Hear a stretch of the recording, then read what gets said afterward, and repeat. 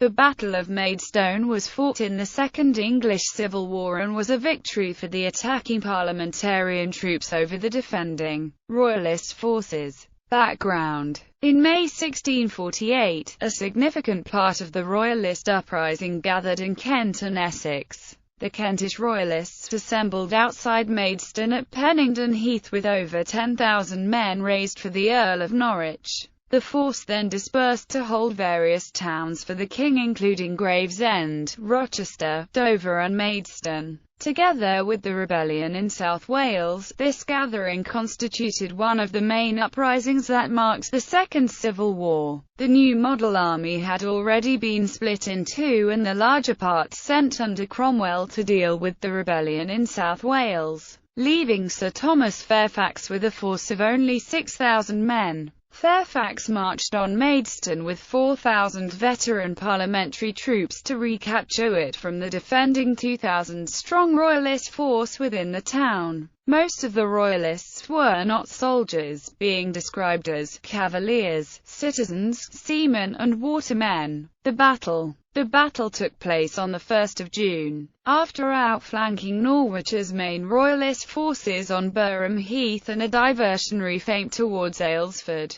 Fairfax crossed the River Medway at East Farley Bridge virtually unopposed. Early skirmishes began on Pennington Heath, located strategically to launch an attack between the two defending Royalist forces led by Sir William Brockman and Sir John Maney in Aylesford and Maidstone. The Earl of Norwich did not realise the significance of the attack until late afternoon, when Fairfax decided to use his advantage to storm the town itself that same day from the south side. The battle moved into a phase of intense fighting in heavy rain, street by street and inch by inch, as each Royalist barricade was ferociously defended. The battle lasted for the rest of the day, with the Royalists retreating towards Gabriel's Hill, then Week Street, before their last position in St. Faith's Churchyard. Fairfax finally overcame fierce resistance to take command of the town just after midnight during a raging thunderstorm. Fairfax was said to be astonished when about 1,000 Royalists emerged from inside St. Faith's Chapel to offer their surrender. Aftermath: Royalist prisoners were initially held captive in All Saints' Church, having acquitted themselves well in a bloody defence against a professional parliamentarian attack. 1,300 Royalist men were allowed by Fairfax to return to their homes after the surrender. As a result of this parliamentary victory, the still sizable Royalist force of around 6,000 men remaining on Burham Heath started to disperse, with the bulk retreating northwards under the Earl of Norwich with a view to regrouping and taking London itself. When they found the city gates were closed, the remnant of the Royalist force moved on into Essex with Fairfax in hot pursuit.